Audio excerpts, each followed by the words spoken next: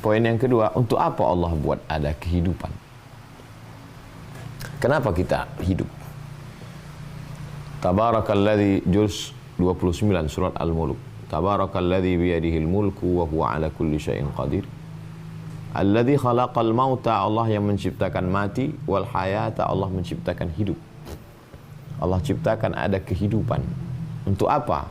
Liyabluwakum ayyukum ahsanu amala, untuk melihat siapa di antara kamu yang paling baik amala. Amal konotasinya selalu kalau sudah bicara Islam, amal itu adalah amal soleh. Dari mulai sholat subuh, qobliyah subuh, zikir, dengar pengajian, apalagi ini di bulan Ramadan, tadarus, baca Quran, menghatamkan Al-Quran. Makna amal artinya semua perbuatan. Jadi bagaimana semua perbuatan kita itu bisa kita pertanggungjawabkan. Jadi sekarang ada manusia yang membagi amalnya menjadi dua.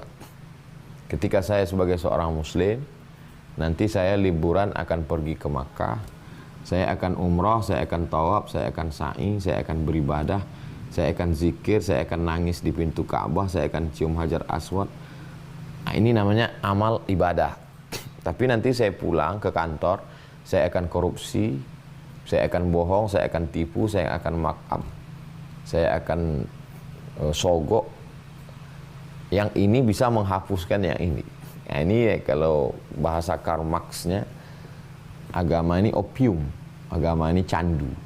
Jadi bagaimana orang buat dosa sebanyak-banyaknya, nanti ada musim untuk healing. Jadi healing ke gunung sudah, healing ke liburan sudah, healing wisata religi, sekaligus cuci dosa. Kalau begini memahaminya, lalu apa beda kita dengan Abu Lahab, dengan Abu Jahal? Mereka juga buat dosa, minum riba, maksiat, berzina, minum khamar. Lalu nanti dia tawaf, kemudian dia sa'i. Mereka juga melaksanakan umrah, mereka juga melaksanakan ibadah haji, karena ibadah ini sudah ada sebelum Nabi Muhammad SAW. Jadi ketika Islam datang, mindset cara berpikir kita itu dirubah, bahwa semua aktivitas kita ini adalah amal. Makanya seorang bisnismen yang punya toko, memanage bisnisnya, dia sedang beramal. Makanya dikatakan Nabi, at-tajir, seorang pedagang, as-saduq, yang jujur, al-amin, yang amanah. Ma'an nabiyyin, kalau dia mati, dia akan bersama dengan para nabi di sorga. Us-siddiqin, dia akan bersama dengan orang yang benar. Was-syuhada, dia akan bersama dengan orang mati syahid. Was-salihin, dia akan bersama dengan orang yang soleh. Makanya ibadah itu dibagi dua. Satu ibadah yang mahdah, pure. Salat, zakat, puasa, haji, umrah, baca Quran, zikir. Ini memang ibadah. Tapi ada satu lagi amal yang semua aktivitas manusia. Masuk kantor, bisnis, transaksi, jual beli, dagang, jadi bupati, jadi gubernur, jadi presiden, jadi menteri, jadi komisaris. Kalau dia jujur, dia amanah, maka segala aktivitasnya adalah ibadah. Kullu amrin dzibalin, semua perbuatan, lam yubda bi bismillah, kalau tidak disebut nama Allah, fahuwa aqta, maka dia putus. Jadi kalau ada orang masuk kantor dari mulai jam 8 pagi sampai jam 4 sore, itu sia-sia aja, nggak ada apa-apanya. Tapi kalau dia sebut nama Allah, bismillah, ini saya masuk kantor untuk membangun peradaban dunia, untuk menolong agama, maka dia sudah membawa bekal menghadap Allah. Inilah bedanya peradaban Islam dengan yang tidak Islam. Karena kalau tidak Islam, itu yang dikejar hanya target-target dunia saja. Bagaimana target ke depan, bagaimana membangun gedung yang tinggi, bagaimana melahirkan sebuah kota, smart city. Tapi tidak ada what's next. Setelah itu nanti habis mati itu mau apa? Nah, bedanya Islam, simpelnya begini. Selama Anda tidak tertangkap polisi, nggak apa-apa, begitu. Jadi bagaimana orang mencari celah untuk tipu, dusta, bohong, selama menurut hukum positif, hukum manusia tidak tertangkap, ya nggak apa-apa. Gitu. Ini korupsi. Oh, ini enggak korupsi. Karena definisi korupsi itu adalah kalau dia sudah masuk menjadi pendapatan negara. Kalau sudah dibayarkan menjadi pajak, lalu kemudian dicurangi setelah jadi pajak, itu yang korupsi. Kalau sebelum masuk ke aset, ke pendapatan negara, sebelum distorkan, saya pengusaha.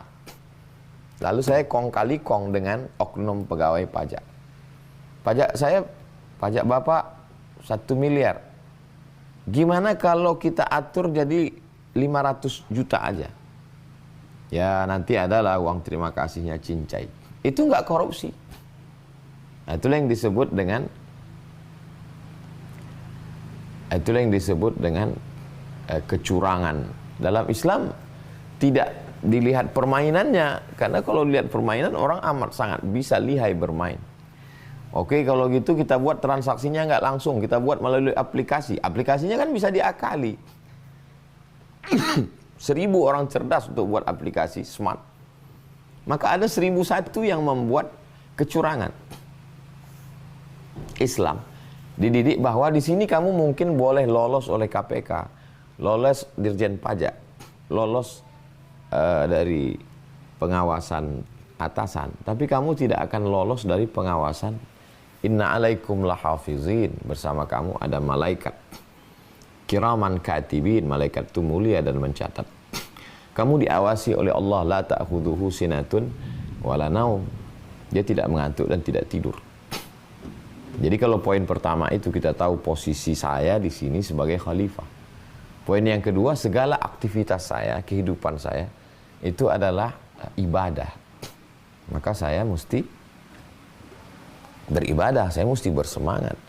Maka bulan Ramadan bukan bulan bermalas-malasan, karena bulan Ramadan adalah bulan bersemangat terus. Justru makin Ramadan makin semangat, karena ada kelipatan amal, ada tindak tanduk perbuatan yang kalau di bulan biasa mungkin balasannya cuma 10.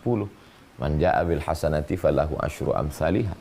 Kita tidak lagi menjadi orang yang sekular. Ini agama. Masjid ini tempat agama. Masjidil Haram tempat agama. Kantor enggak. Jadi agama jangan bawa-bawa ke kantor. Ini partai. Agama jangan bawa-bawa ke partai. Ini urusan negara loh. Agama jangan bawa-bawa negara. Agama itu cuma di masjid aja. Agama di bulan Ramadan aja. Lebih disempitkan lagi, agama hanya di dalam ruang person aja.